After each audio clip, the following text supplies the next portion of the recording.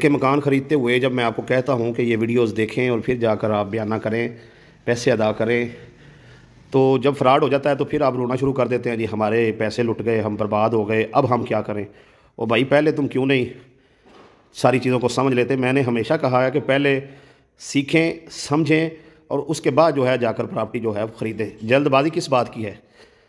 जब मसला बन जाता है तो फिर सारी ज़िंदगी अदालतों के चक्कर काटने से बेहतर है कि आप कोई एक हफ़्ता लगा के अच्छे से तरीके को चीज़ों को समझ लें और उसके बाद जाके प्रॉपर्टी ख़रीदें। अच्छा, दो बातें इसमें मैंने करनी है, बड़ी अहम है। आपने ये वीडियो मुकम्मल देखनी है। इंशाअल्लाह ताला जो बंदा प्रॉपर्टी ख़रीदना चाहता है उसको बहुत ज़्यादा फ़ायदा होने वाला है। अच्छा, नंबर एक तो मकान के बारे में गुफ्तगू करेंगे। देखें, मकान की क्या क्या चीज़ें चेक करनी हैं मकान ख़रीदते हुए, और स्टाम्प कैसे लिखना है, रजिस्ट्री कैसे करवानी है, ये सारी तफसीलात मैंने वीडियोस जो है ये प्लेलिस्ट एक पूरी मेरे यूट्यूब चैनल पे पड़ी है। तकरीबन 19 वीडियो हैं, आप देख सकते हैं, लेकिन इसमें थोड़ा उनसे हट के बात करनी है। अच्छा, पहली बात तो ये है कि मैंने आपको 100 दफ़ा ये बात समझाई है कि जब आप मकान ख़रीदें, आप फुल पेमेंट अदा करने से पहले, रजिस्ट्री करवाने से पहले मकान को खाली करवा लें। जो बंदा आपको ये कहता है अभी आप पैसे दें, रजिस्ट्री करवा लें, 3 माह बाद हमारे बेटी की शादी है या भाई की शादी है, उसके बाद जो है हम मकान खाली करेंगे, तो वो करता नहीं है। आपने सारे पैसे अदा किए हुए हैं, अब आप पूछते हैं जी तरीक़ाकार क्या है मकान खाली करवाने का। वो भाई, जब मैंने आपको पहले ही कहा है कि इस तरीके से आप ना लेन देन करें, ठीक है जी। कोई कहता है जी आप हमें मकान सेल करें और हमें ही गिरवी दे दें, बाद में वो कब्ज़ा नहीं देता। कोई कहता है जी आप हमें मकान सेल करें और बाद में हमें ही किराए पे दे दें और बाद में वो मकान जो है वो खाली नहीं करता, ठीक है ना जी। कोई कहता है जी आप हमें मकान सेल करें, हमने आगे नया मकान बनाना है तो वो बना लें, 4 माह बाद निकल जाएंगे, अभी साल होने को है, मकान खाली नहीं कर रहे, ठीक है ना। तो मतलब 100 तरह के मसले मसाइल जो है वो पैदा हो रहे हैं, और वजह एक है, आपका वीडियोस ना देखना, मेरी बातों पे अमल ना करना, बाद में ज़लील और रसवा होने से और मुझे कॉल करके बताने से कि भाई हम लुट गए हैं, क्या फ़ायदा है, ठीक है ना। मुझे अफसोस होता है कि आप जब बताते हैं 50 लाख रुपया दिया है, मकान का कब्ज़ा नहीं मिल रहा, 1 करोड़ दिया है कब्ज़ा नहीं मिल रहा, 1.5 करोड़ दिया है कब्ज़ा नहीं मिल रहा। वो भाई, कब्ज़ा तो अब मिल जाएगा लेकिन टाइम लगेगा। लेकिन आप पहले क्यों नहीं ख्याल करते, जो बातें मैं पहले बताता हूँ उन पर अमल क्यों नहीं करते। आप जो है ना ये चीज़ बंद करें कि जो फ्रॉड होने के बाद दोस्त ये भी बताते हैं जी जिससे हमने मकान ख़रीदा हुआ है वो हमारा अपना ही है। भाई, खाक अपना है, तुम्हें कब्ज़ा नहीं दे रहा। कोई कहता है जी मेरा बड़ा पुराना दोस्त था, खाक तुम्हारा दोस्त है, अब तुम्हें कब्ज़ा क्यों नहीं दे रहा। कोई कहता है जी हमारे दूर के रिश्तेदार हैं, खाक तुम्हारे रिश्तेदार हैं, अब तुम्हें कब्ज़ा नहीं दे रहे। और भाई, छोड़ो इस बात को कि वो आपका चाचा लगता है, मामा लगता है, ताया लगता है, खालू लगता है। प्रॉपर्टी के ख़रीदो फरोख्त में ये चीज़ें मत देखो यार, छोड़ दो इन हरकतों को। बाज आ जाओ, वगरना ज़िल्लत तुम्हारा मुकद्दर रहेगी, ठीक है जी। मैं तुम्हें तुम्हारे रिश्तेदारों के दोस्तों के ख़िलाफ़ नहीं करता, मैं तुम्हें समझाता हूँ कि फ़ी ज़माना चल क्या रहा है, हालात हैं क्या, और तुम्हारी मोटे दिमाग में मेरी बात बैठती नहीं है। आप समझते हैं शायद अल्लाह ने 2 कान इसलिए दिए हैं कि ये मुनीर भाई की बात एक तरफ से सुनो और दूसरी तरफ से निकाल दो, बस, ठीक है जी। या फिर नीचे कमेंट कर दो बल्ले बल्ले, शाबाश शाबाश, बड़ी अच्छी वीडियो बना दी है।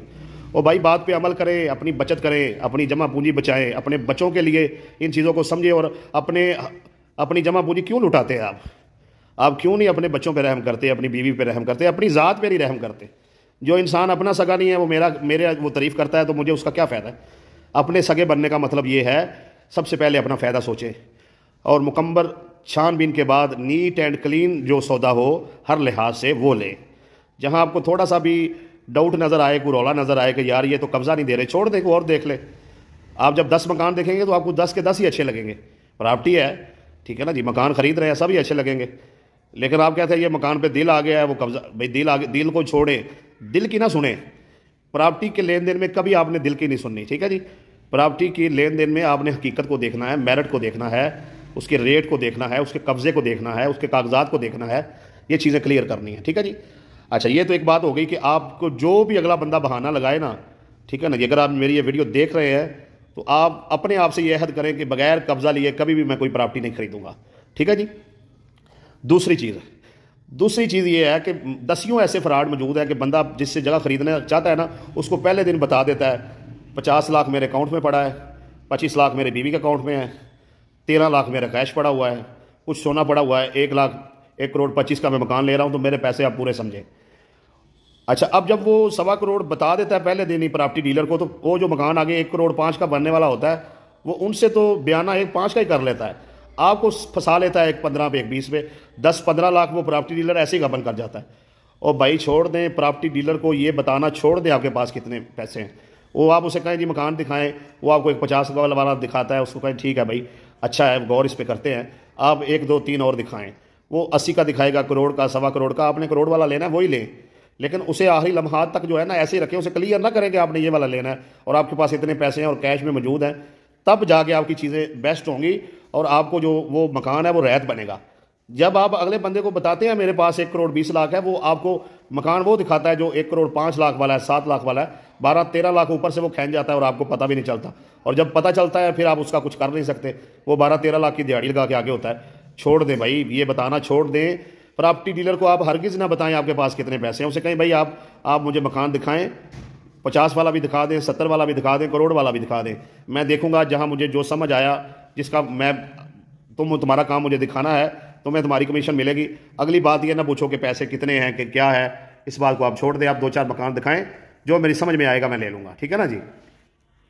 तो इस चीज़ का आपने ख्याल रखना है। जब आप बताते हैं तो अक्सर इस तरह से भी फ्रॉड होते हैं, फिर प्रॉपर्टी डीलर जो है वो लूट लेते हैं।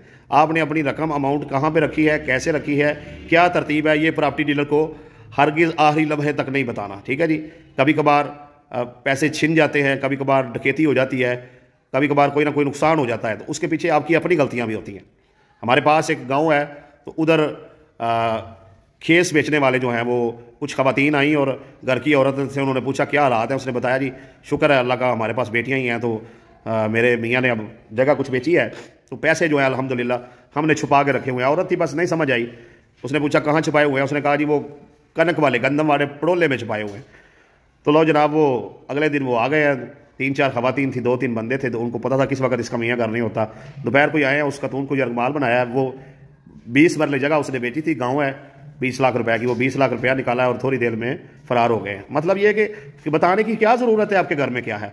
और भाई ये आपको बताने की क्या ज़रूरत है प्रॉपर्टी डीलर को आपके पास कितने पैसे हैं, इस बात को अपने दिल में रखें, बिल्कुल हरगिज़ ना बताएं। अगला बंदा पूछे उसे कहें बस हो जाएगा अरेंज, यार तुम इस बात को छोड़ो, ये तुम्हारा मसला नहीं है कि मेरे पास कितने, मेरे पास पैसे हैं तो मैं मकान देख रहा हूँ, तुम दिखाओ, अगर खरीदूंगा तो तुम्हें पैसे अदा करूंगा, तुम्हारी जो कमीशन है और कमीशन भी पहले तय कर ले।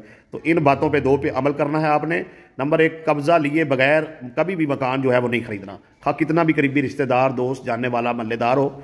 नंबर 2, कभी भी आपने प्रॉपर्टी डीलर को या जिससे मकान खरीद रहे हैं, ठीक है ना जी, उसको ये नहीं बताना कि आपके पास कितने पैसे हैं और वो किस किस तरतीब से हैं, ठीक है ना जी। हाँ, जो उसके साथ एग्रीमेंट करें वो आप अपना सोच समझ करें, उस हिसाब से उसे पैसे अदा भी करें, लेकिन उसे बताने की कोई ज़रूरत नहीं है कि आपके पास कितने पैसे हैं और वो किधर किधर रखे हुए हैं।